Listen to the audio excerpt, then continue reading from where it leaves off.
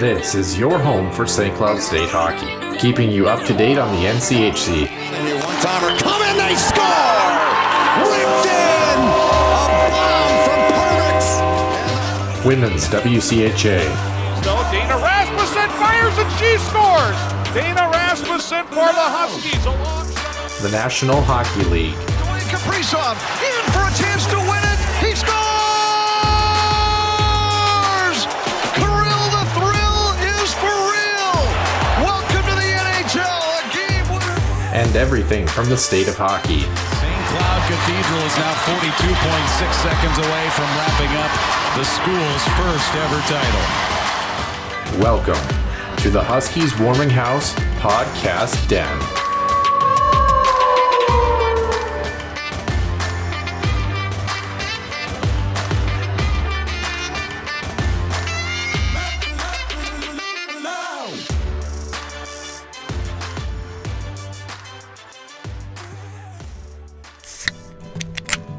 The Huskies Warming House Podcast is also brought to you by the Sota Pod, home of MNCAA college hockey news and more. Stay wild and up to date with new episodes throughout every week. Find them on Apple Podcasts, YouTube, and other podcast platforms.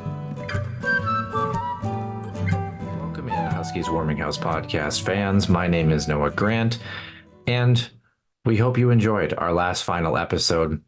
Episode 207 that came out about a week and a half, almost 2 weeks ago now at this time. A lot of great responses, great numbers from that, pushing us over 70,000 total listens, views, downloads, everything that encompasses the Huskies Warming House podcast. From myself and Nick, we couldn't be more grateful and thankful for the journey that we have been on. And the journey, of course, started 4.5 years ago, actually into the late month of January of 2020. Nick and I sat down for the first ever episode zero, essentially, of the Huskies Warming House podcast. It certainly changed quite a bit from what we had originally envisioned. Nobody has seen this video in full since that time in 2020. We talked a little bit about recapping the men's hockey team, where they were at in a season that really unfortunately didn't follow up the previous year and the exceptional talent that they had the year prior. And then the women's team still kind of budding and trying to find their footing. One of the best freshman classes to ever come through that program. And then we talked Minnesota Wild, some Matt Dumba trade news. Mikko Koivu was still in the mix. And a guy by the name of Kirill Kaprizov hadn't even made it over to North America yet. So a lot of really interesting things related to that. So something that when you look back on it, kind of makes you chuckle. I didn't have glasses at that time. And of course, a little bit more of a professional feel and a multicam action for this episode. So without further ado, why don't we jump into episode 0? Thank you so much again from the bottom of our hearts in the Huskies Warming House podcast. We will have a final thank you to our fans coming out in a few moments as well too. So stay tuned for that. This will technically be episode 0 will technically be our 249th episode, so to speak. And then our final thank you will, I guess in a little bit of OCD way, push us to 250 and finally close out the Huskies Warming House podcast. So we bring it back to where it started. Episode 0. And welcome to the first ever episode of the Husky Warming House alongside Noah Grant. I'm Nick Maxon. For those of you just joining the show here again, first ever episode, this is a show where we talk everything and anything hockey from here in the Granite City for the Huskies men's and women's teams. We'll expand on the NCHC conference as a whole and then also get into some more topics outside of college hockey, into the NHL and also into some local high school teams. But I think, Noah, the first topic we're going to discuss today is going to be the Huskies men's team, who came away with a big sweep against the University of Minnesota Duluth, getting back-to-back wins for the first time since the Miami series in Ohio. A huge win for this team from this last weekend. Yeah, absolutely. They're a team, of course, that you look at them with a 2-1 win on Friday and a 2-0 win on Saturday, and it's just really strong to see them finally be able to put it together. Like you said, with the Miami series, they get the job done, almost get the job done against Omaha as well. Just weren't quite able to eke it out with an overtime loss on that Saturday at home, but they're really trending in the right direction, especially in the NCHC. Unfortunately, the thing that's burning them right now is their start, of course, against non-conference play. Does put them in a tough spot for the NCAA tournament, but going back to this weekend, they were a team that really played strong defensively, especially on Friday night. They had 5 penalties to kill off, and they were able to get the job done, and just really nice to see them steal a game with David Rennick on Friday, and then Saturday a late finish with a minute 25 left to play. A great tip by Nick Paling, a shot coming from Jack Ashawn, the captain and the Hobie Baker candidate out there for the Huskies team.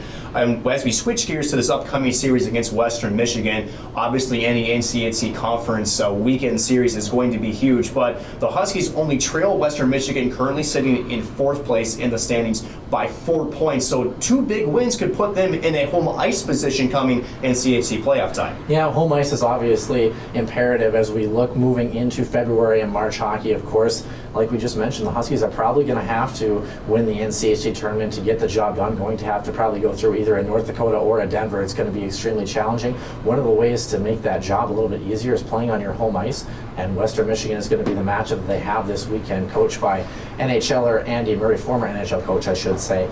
And they're a team with a lot of speed, and it's going to be important to stay disciplined. When I talked to Brett Larson just moments ago, he mentioned how their team was not disciplined on Friday against Duluth, and it almost bit them. They were able to stay strong defensively. And then Saturday, they turned the tide. They were the aggressor. They were the team that was on the power play and got those late opportunities. And Jack Ashawn, Nick Paling, what more can you say? And certainly we mentioned the growth of this organization from this September, so many rookies that had come into this lineup, the maturation of young guys such as Chase Brand, Zach Okabe, Thomas Soraka was seen in and out of the lineup, and then certainly Yami Cronulla coming into the lineup as well. There's a lot of players that have stepped up and have really been key producers, not only on the score sheet, but also more importantly in the defensive zone too. And quite honestly, I know from your perspective, defensively, this is probably the best 2-game series they put together this season so far. Absolutely, and you look at, especially like you mentioned, guys in the bottom 6. You've had guys in and out of the lineup, like Kyler Kupka was a guy that was really good against Denver, but guys that have been in and out of the lineup are consistent, like the Chase Brand, Yami Cronulla line. These are guys that not only are they putting the puck in the net, they're defensively sound. They're players that are in the plus column in that plus-minus division, and healthily so, with +5s, +6s. And I know plus-minus is kind of a stat that can be tough to look at. Of course, you don't include special teams, and not necessarily indicative of who you're playing and matching up. I think Nolan Walker's had a fantastic last maybe 3 or 4 series, but he's like -11 or -12 in the season, and that's okay because that's just who he's matching up against, and those are kind of the scenarios that he's been tasked with. So I expect a little bit more of him as he's played well as of late. But yeah, like you mentioned, the defensive structure for the Huskies has been vitally solid these past 3 or 4 series. The Omaha series, Duluth series, North Dakota, I even thought they were all right on Saturday. And when you put it together with a guy like David Rennick, who has really come into his own, earning NCHC Goaltender of the Week, what more can you ask for as you move into some of the most important hockey of the year? You talk about David Rennick, and I know that the fans' sentiment against David Rennick is he's this inconsistent goaltender, maybe not as good as his accolades might tell you. But if you really look at what he's done, especially over the course, as you mentioned, the last couple of weekends, he's made the big saves when he's had to. But more importantly, he's finally getting the help he deserves out in front of him with the 5 guys on the ice. Absolutely, it's exactly what you mentioned. Is look at this last weekend, probably the best defensive structure, like you mentioned, we have seen this season from the Huskies, especially over 2 games, not just 1 game, but an entire weekend series. And it showed. David Rennick made 1 or 2 quality saves maybe in each period, but besides that, largely kept to the outside were the University of Minnesota Duluth Bulldogs, especially in that 3rd period of Friday night's contest where they were pushing hard. And you could see the frustration on the Bulldogs' face where they just were not able to threaten the middle at all. And when they did, David Rennick just flashed the lever and said, you know what, this is my game and you're not going to beat us. Able to keep them in it on Saturday in a 0-0 hockey game and allow Nick Paling to be able to redirect that shot for the game winner. And thanks to David Rennick and the defensive structure, especially the bottom 6, the Huskies have really found a way. I know it's too early to make a prediction, but the Huskies currently sitting 5th, threatening to possibly take over the 4th spot in the conference. Where do the Huskies finish this year, and who could possibly be their first-round matchup heading into the early weeks of March? Interestingly enough, I feel like it's probably going to be Western Michigan, and I feel like that 4 and 5 spot is going to be interchangeable between those 2 teams. You got to remember, Western Michigan was a team that was picked to be top 10 in the country and hasn't really found their groove as of late, and then they're just kind of finally starting to translate that into a little bit of success, just like the Huskies are. So it's going to be a key matchup this weekend as we look to Western Michigan, and I feel like these 2 teams are going to be interchangeable, but 4-5 is where I see the Huskies sitting, and I see this being the marquee matchup in the first round. Is there any team, despite the standings and despite maybe the points, is there a key matchup or a matchup that would favor the Huskies in the first round of the NCHC to get in at least to St. Paul to give them a shot to win the NCHC title?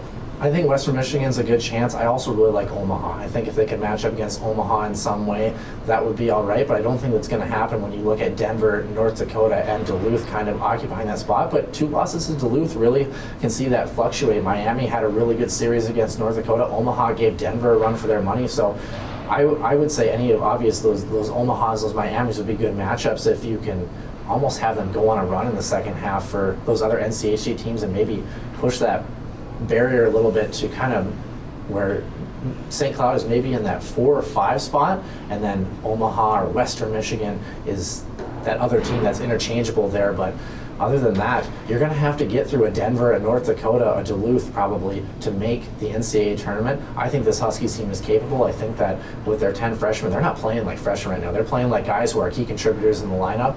It's just going to be all about putting it together during the big moments in March.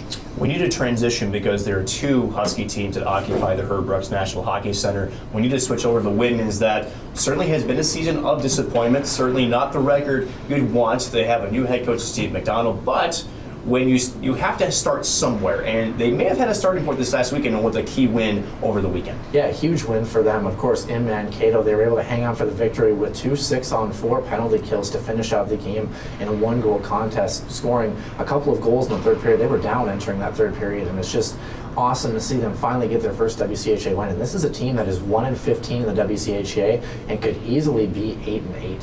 I mean, it's just really tough to see them put together a good 45, 50, 55 minutes of hockey games and just not find a way. They played really well against those higher tier teams like Wisconsin and Minnesota, but just haven't been able to put together a full 60 minutes in conference play at least, and they finally get the job done. And the beauty of women's hockey is the WCHA. Everybody gets a ticket to the big dance. Obviously, it's a best-of-3 series, so you're hoping that you're not matching up against maybe a team like Minnesota or Wisconsin who does have that high-flying offense. But if they can make some traction here in the second half of the season and maybe get a matchup against Duluth or Bemidji or maybe that team in that 3 or 4 spot, it could bode well for them entering the WCHA tournament. And it's not always how you start, it's certainly how you finish. And as you mentioned, just a more consistent 60-minute effort. I know talking to some of the ladies there, certainly not all happy about how things are going, but some things emerging that maybe, especially some young girls on the squad, starting to make their mark on the roster as well. Yeah, absolutely. Olivia Savard just earning Rookie of the Week in the WCHA. I believe it's the 6th accolade for WCHA Player of the Week honors that this team has. Clara Himlarova, a freshman who does lead the team in both points and assists,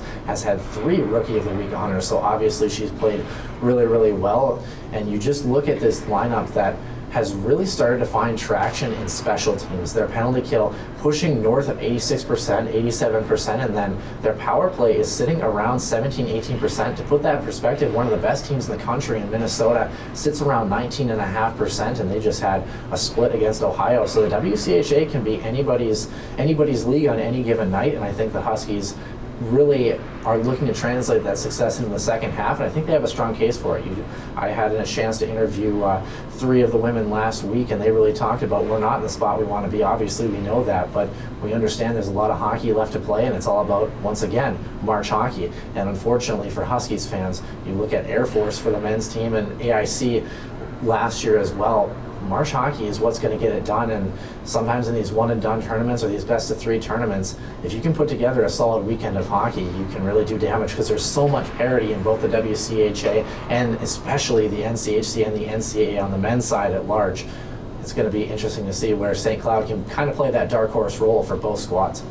March hockey is important in college hockey, but the NHL, as we switch gears, also looking at March hockey, but between here in January and March, there's this month called February, and there's a couple of big key dates in the month of February. But first, before we get there, NHL All-Star Game happening in St. Louis in a couple of weeks. I know the Minnesota Wild are just a few weeks away from also their bye week, certainly in a spot where they're looking on the, seriously, they're on the outside looking in. Not the greatest season, but the All-Star Game is always a good spectacle. And I want to ask you, Noah, there's a couple of players that are choosing to not participate in the All-Star Game, one of them being Alexander Ovechkin, who just passed Mario Lemieux for 10th all-time in goals scored. He's chasing Wayne Gretzky. Do you support his decision, or should I say the ability for him to pick and choose that he should be able to participate in the All-Star Game? I support it in terms of the fact that he's a guy who's been there, done that, and has won a cup, and he's he's getting older. He's in that 33, 34, really getting up in age there, and he's been to,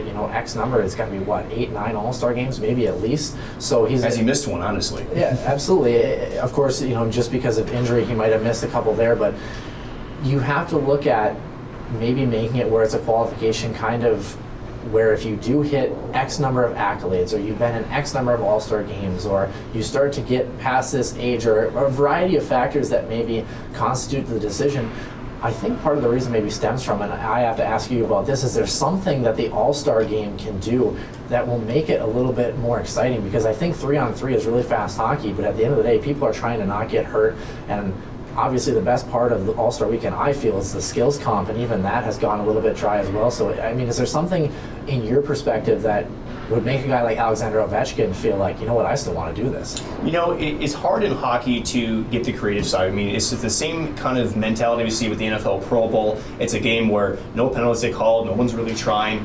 It is an all-star game. So really, I think the league in itself has recognized that this is all about the namesake, and I know that from their perspective as well, that they're looking at Alexander Ovechkin being a marketing tool, and the fact that he's not participating in this game is kind of drudging on their mentality a little bit. I know they're adding a couple of new events to the skill competition this year. I know that the 3-on-3 battle's always been good since they introduced that a couple of years back. I still like that part of the game. Maybe you shut down and do half ice, or you maybe add some obstacles or some other things. Maybe you light the puck up.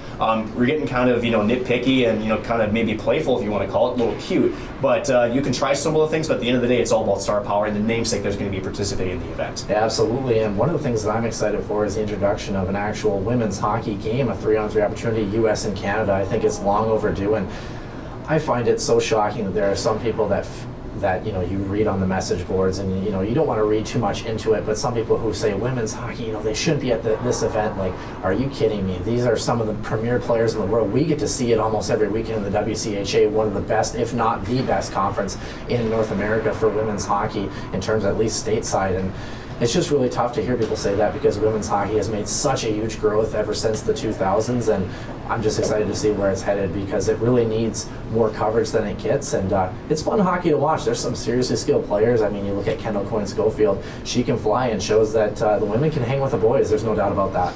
And one of the more fascinating games was that gold medal game between the U.S. and Canada, the women's, just a few years back. I certainly was on the edge of my seat. A shootout deciding game winner by Jocelyn Lamoureux, I believe, that scored that game-winning goal. Certainly, the women's game has a lot of room to grow, and more importantly for hockey fans, it's about growing the game. We're about to add another 32nd team in the league in a year and a half in Seattle. We still don't know the team name, but construction on the old Supersonic Stadium is underway, so I can't wait to see what happens with that. But speaking of NHL teams, we need to come back home to the Minnesota Wild. 9 points out of a playoff spot. No, I think the obvious question is, are they buying? Are they selling? I'm pretty sure I can read your mind. This is probably should and will be, from what all the reports indicated from Bill Guerin, this team will be moving some players come trade deadline. Yeah, I wouldn't be shocked if they move players. I feel like that's the right move, but I think we also have to make sure that we understand that Bill Guerin he's not looking to repeat kind of the Paul Fenton era type things, where you look at kind of these shotgun type approach for trades, where it's you're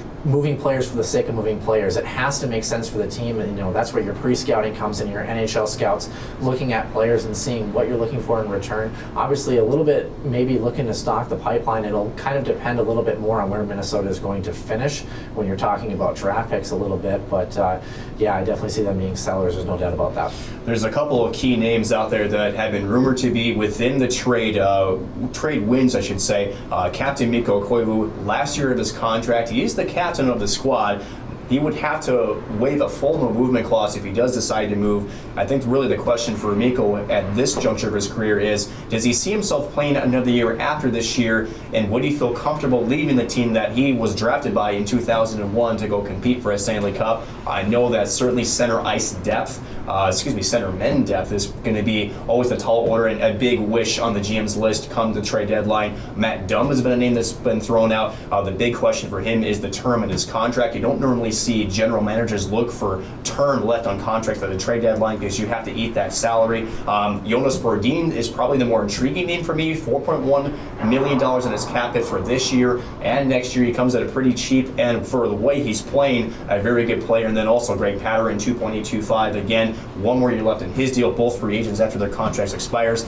Which one of those 4 names to you intrigues you about who could be possibly moved at the trade deadline more than others? Yeah, well, I definitely feel like Mikko Koivu's not going anywhere. I just think he's really earned that right, especially, from Bill Guerin to stick around and kind of be one of those players. I don't see him, moving or anything like that. So for me, he's kind of off the list. I really wonder about Greg Pater and his return. Of course, he was hurt for the majority of this year so far up to this point, so it's kind of questionable as to what kind of return he would get. I guess for me, we've talked about this in the press box, you and I have, about what is Matt Dumba's return going to be like next year? He's had an off season this year, but is he a player that is going to rebound and really show us the Matt Dumba that we saw last year before the injury with Matthew Tkachuk? Or is he going to be a player that if you get rid of him, it's going to look good because you may have fleeced a team? I don't know. I still like his game, and I feel like he's going to be a proponent that has a lot of offensive upside, which the Wild desperately need. I feel like they've been defensively structured for too long, but part of the reason for that is because of a guy like Jonas Brodin, who has been really strong in the backhand, a guy with quiet feet, really does everything the right way, a guy you don't really notice on the ice because he's so good at what he does. I think of a guy like John Carlson, who plays that same mentality and is getting rewarded with those points. But for me, I think Jonas Brodin's the guy.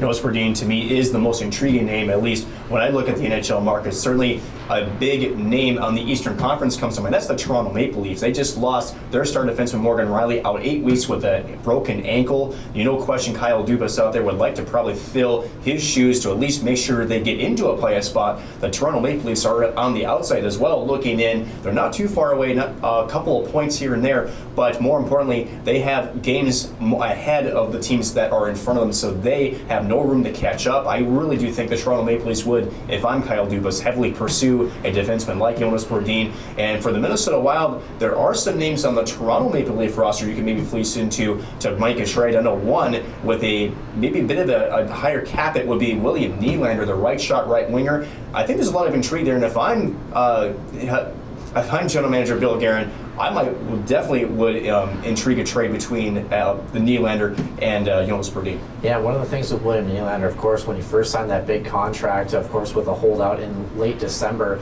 it was one of those things where you just had to wonder, is this guy ever going to live up to his contract? Right now he has, and the way he's been doing it is not essentially being this flashy player. He's a guy who's been hard-nosed and willing to go to the net. I think a lot of people think that, he's soft, he's not going to these dirty areas. Austin Matthews isn't going to those dirty areas because William Nylander's the guy that's getting it done, and he's going to the front of the net, which last time I checked, I think that's where you score goals. Last time I checked, yeah, that's exactly where you have to go. It's through the crease. We'll have to check the game notes on that one, of course, but William Nylander is a good look. One of the guys that I found intriguing, and I don't really know if a trade is possible, but I really like Travis Konecny in Philadelphia, a guy who's a centerman role. It's kind of tough. I don't think Philly wants to give up, young guys, of course, but he was somebody that I kind of had on my radar. I think the return for that would have to be pretty high coming out of Minnesota's pocket. Maybe a young guy like Jordan Greenway attached to that, or I don't think Minnesota can afford to give up a draft pick, but nonetheless, Minnesota definitely needs that scoring threat, and if you can get it down the middle, all the better.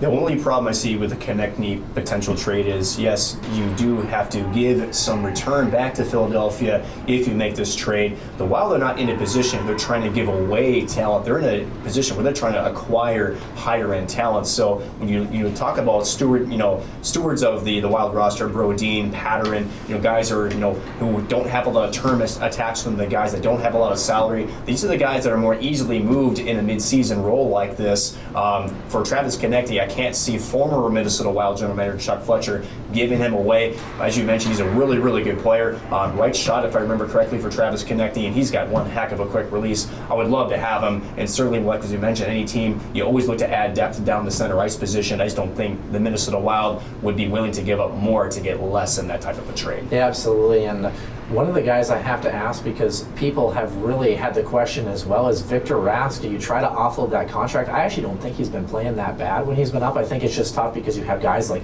Nico Sturm who are a little bit younger and really pushing for that spot and have really shown that they're capable there. But I mean, Victor Rask's situation, if you're Bill Guerin, what do you do? That's a tough one. I think the Minnesota Wild are doing what they need to do. He knows that he's in kind of a depth role as far as a center ice position or a winger. His contract is almost immovable at another 3 years at $4 million of cap hit.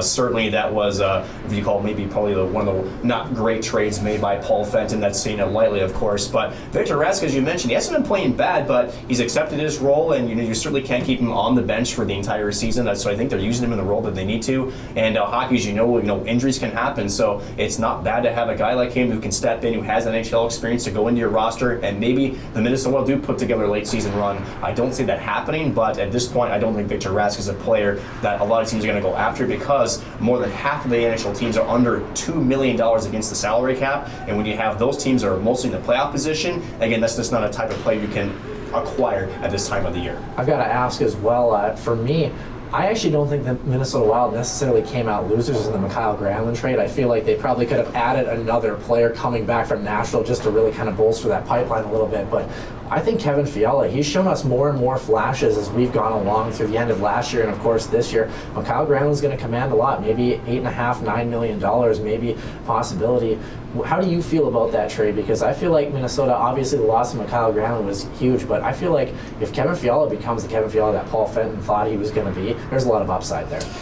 No question. When the trade first happened, I think a lot of folks around Minnesota were shocked. I definitely thought that Charlie Coyle and Nino Niederreiter were going to be players moved. Mikael Granlund was not a guy high on my list to be traded, and when I saw the return of one-for-one player, I thought, as you mentioned, that was not quite enough as far as return goes. Mikael Granlund has not played well in Nashville. He's just not been a good fit. I know that you mentioned he might command $8 and $9 million, but the way that his stats are, I don't think he's going to get a raise. In fact, if anything, I think he's going to get less in terms of a contract offer for him. And it's too bad, just because, again, we saw a guy coming out of Finland with all this high-end skill, definitely more of a goal scorer over in Europe than he was. He became more of a place setup man over in the NHL. Just wasn't a guy that, just really acclimated himself to the NHL game like we thought he would. And that's unfortunate for him. But for Mikael Granlund, again, going back to that trade, Kevin Fiala absolutely showing what he has with the goal-scoring attributes. He can certainly play make, and I love the foot speed of Kevin Fiala. I think that's the one thing that puts him over the top of Mikael Granlund, just the way that he attacks and uses his feet.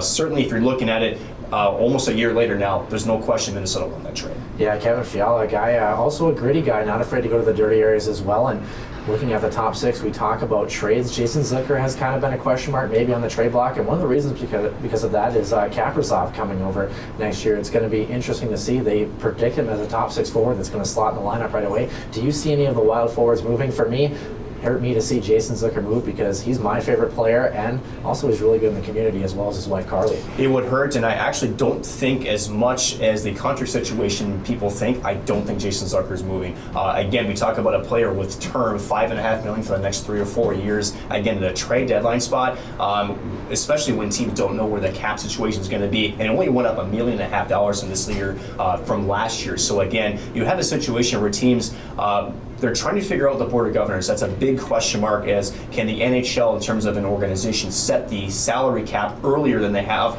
prior to July 1, so teams can maybe make, once their season's done in April, can they make some of these moves, can they make some of these contract offers? But right now it's coming way too late, and I just don't think, now with the broadcast situation not figured out between NBC Sports and the National Hockey League, I know other broadcast outlets have expressed interest in joining the NHL and broadcasting more games, but I just feel like right now, with his term and especially with his cap hit, and with so many teams, again, we talked about under the $3 million in free cap space, there's not a lot of teams right now that can really give out a whole lot. And Jason Zucker is a guy that, with his speed and with his skill, would command a good, decent return. And for some of those teams, I just don't think they want to give up more to get less bodies in their lineup. Yeah, interesting.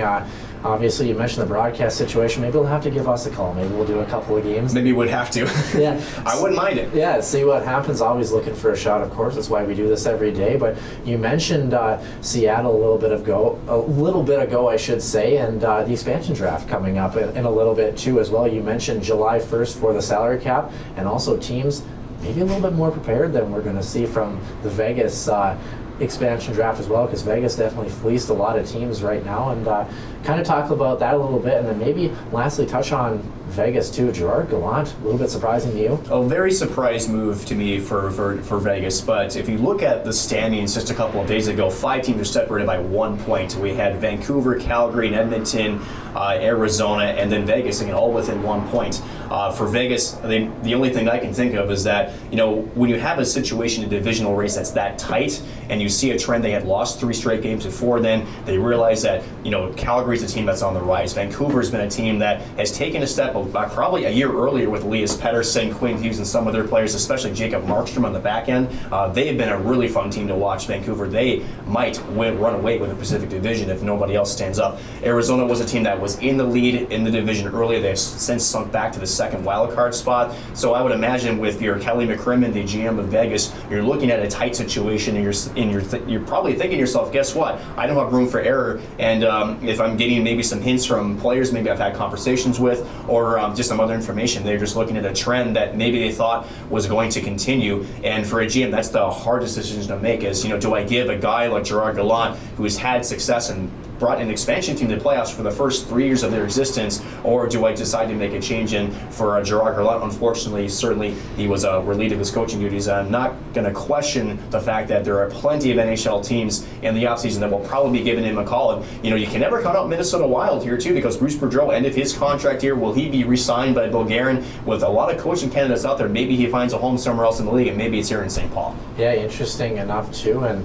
I don't really know if Peter DeBoer is the right fix for that. He's shown success. Of course, he's been to 2 Cup finals, but I just don't know if he's the guy that really, he does know that Pacific Division more than anybody else, of course, as the rivalry is very, very strong between San Jose and Vegas after what happened in last year's playoffs. But Minnesota Wild will be interesting. I don't know if Bruce Boudreau goes. I feel like he's going to be re-signed. I feel like he's a coach that really has proven it, but maybe Minnesota Wild fans are really pining for a new step in a new direction. Bill Guerin has 1 year to less than a year, of course, to assess that, and interesting to see what the Wild will do. And it's interesting you mentioned Bruce Boudreau, and I do think he's earned the right to be re-signed to the Minnesota Wild, and he's a guy that coaches offense. That's kind of his bread and butter. You mentioned Kaprizov coming over. To me, I think the confidence level with fans is that with Bill Guerin going over and meeting him with Moscow after the Thanksgiving holiday, there is at least some dialogue there. I do believe a deal's going to get done to bring Kaprizov over. I think you're absolutely right. He slides into a top 6 role, which maybe leave some more room, but again,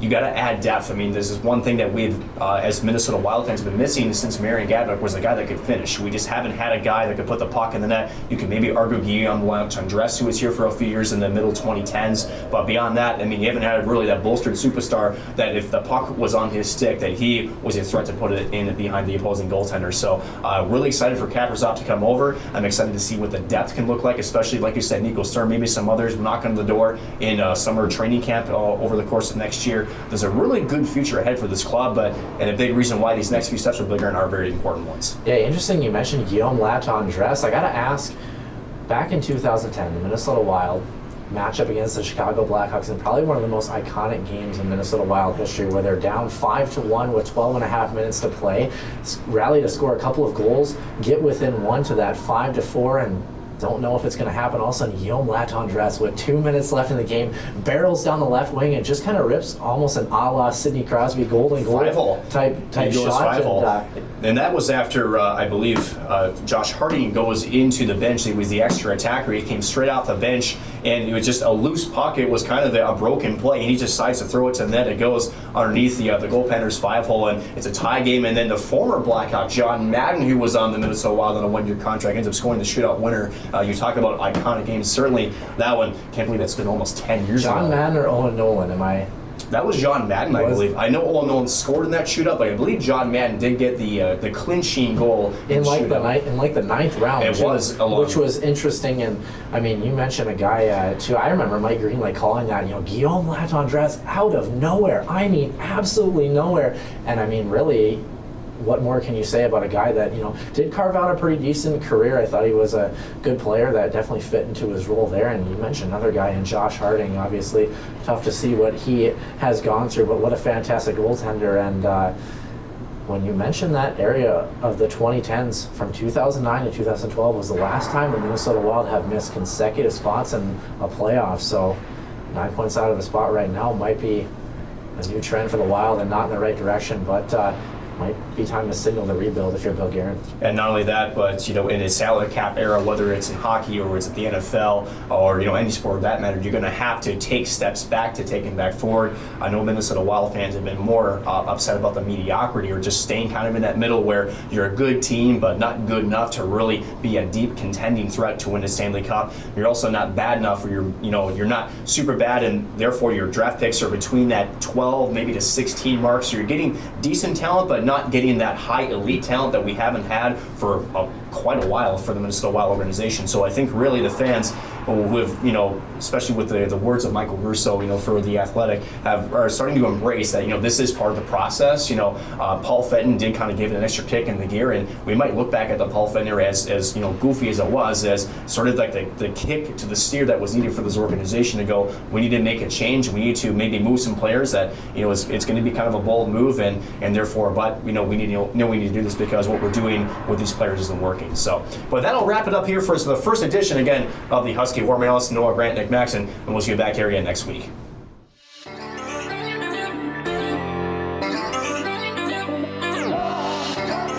One-timer coming, they score! Ripped in! A bomb from Perix! So Dana Rasmussen fires and she scores! Dana Rasmussen for the Huskies Dwayne Kaprizov in for a chance to win it! He scores! Kirill the Thrill is for real! Welcome to the NHL, a game winner! St. Cloud Cathedral is now 42.6 seconds away from wrapping up the school's first ever title.